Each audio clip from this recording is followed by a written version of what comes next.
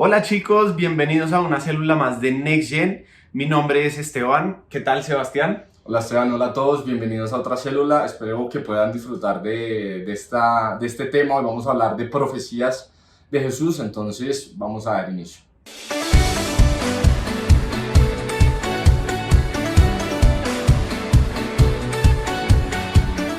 Bueno chicos, aprovechando que estamos en diciembre, el mes del nacimiento de Jesús, pues bueno, vamos a hablar sobre las profecías de Jesús. ¿A qué se hace referencia con las profecías de Jesús? Desde la creación, desde el Edén, ya se había profetizado, se había hablado de un hombre que vendría a salvar a la humanidad. ¿Por qué? Porque con el pecado de Adán, el poder de la tierra quedó bajo las garras de Satanás. Por esta razón, Dios necesitaba enviar a su Hijo para rescatarnos. Por eso mismo es que Cristo es el Mesías prometido. Dios hace advertencias. Dios le advirtió al diablo, a Satanás, desde el principio que vendría Jesucristo para despojarlo de su poder y devolverle al hombre el dominio sobre sí mismo. Esto está en Génesis 3, del versículo 14 al 15. Ahora, rápidamente vamos a ver algunas profecías que hablan de Jesús. Iba a nacer un niño de la simiente de la mujer. Iba a nacer de una mujer virgen. Iba a ser el Hijo de Dios. Iba a ser parte de la simiente de Abraham. Iba a ser hijo de Isaac, hijo de Jacob, tribu de Judá, línea familiar de Isaí. Iba a ser casa de David. Iba a ser nacido en Belén. Iba a ser homenajeado con regalos. Iba a haber una matanza de los niños por parte de Herodes y iba a haber profecías cumplidas concernientes a su divinidad, es decir, a su preexistencia. Sería llamado Señor, será Emanuel, que significa, recordemos que este nombre significa Dios con nosotros, sería un profeta, sería sacerdote y bueno, acá hay muchas más profecías, pero entonces, ¿qué quiero decirles con esto? Cuestionémonos.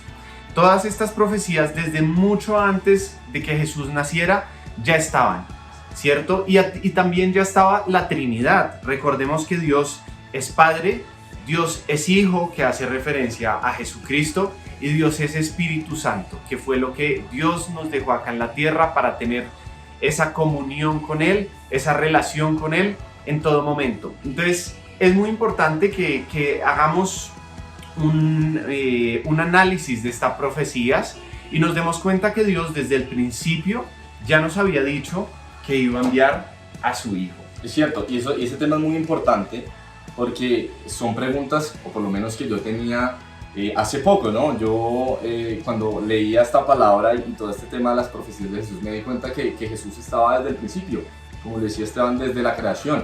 Y esto es un tema que pues debemos analizarlo porque a veces se cree que Jesús solamente habitó en la tierra o estuvo como presencia desde el momento de su nacimiento y realmente no es así.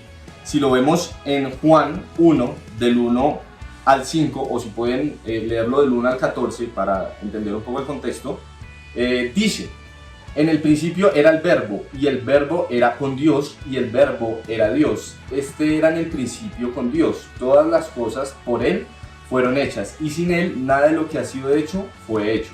En Él estaba la vida, y la vida era la luz de los hombres. La luz en las tinieblas resplandece, y las tinieblas no prevalecieron contra ella. Acá lo que nos está diciendo es que ese verbo que nos nombra aquí Juan es Jesús, y Jesús estuvo en el principio de la creación. Por eso, si vamos a Génesis y leemos en donde dice que hagamos al hombre a nuestra imagen y semejanza, está hablando ahí de la Trinidad que mencionaba Jesús: Padre, Hijo y Espíritu Santo. Entonces ahí ya vamos respondiendo ciertas preguntas acerca de lo que se mencionaba de Jesús y lo que se iba hablando de él incluso muchos años antes de que Jesús llegara a la tierra. Y si vemos el plan de redención que tenía preparado Dios para el hombre, estaba hecho desde Génesis, desde que le dice a la serpiente que de la simiente de la mujer le aplastará la cabeza. Ahí está mencionando a Jesús.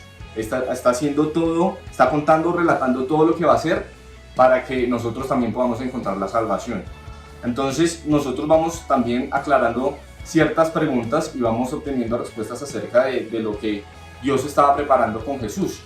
También nos dice aquí que Jesucristo fue 100% Dios y 100% hombre.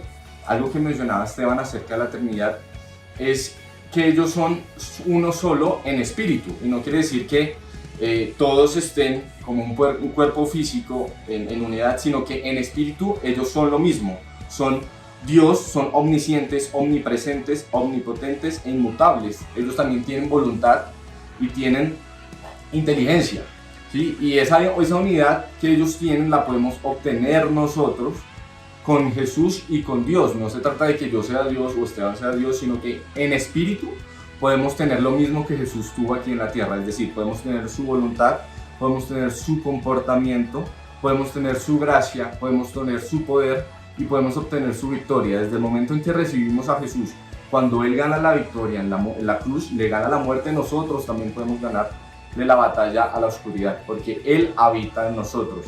Entonces, y a lo largo y ancho de la palabra de Dios, porque para conocer a Jesús, si nosotros queremos imitar a Jesús y ser cristianos, la única forma de seguir a Jesucristo es yendo a su palabra, porque es que acá no lo dice.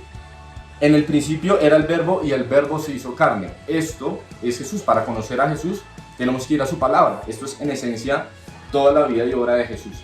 Entonces, invitarlos también a que conozcan acerca de la obra de Jesús, lo que se ha mencionado, las profecías, la lista de profecías que ha dicho Esteban, y ver que Dios preparó para todos nosotros todo un plan para que nosotros podamos acercarnos a Él.